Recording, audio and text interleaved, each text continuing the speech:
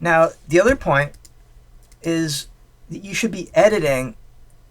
Try to put the cut a couple frames before the beat of the song. So something like here, you can see I'm quite a few more beats when I actually do the cut. And that doesn't necessarily mean that it can't be on beat, but if you put it directly on the beat, a lot of times it sound very forced. So if you have it like one or two frames, I guess you could say, before the actual beat, it'll sound much more natural.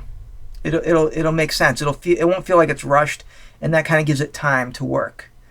So I definitely recommend putting your markers down and using them to kind of line the cuts, and then to put them just a couple frames before the actual beat.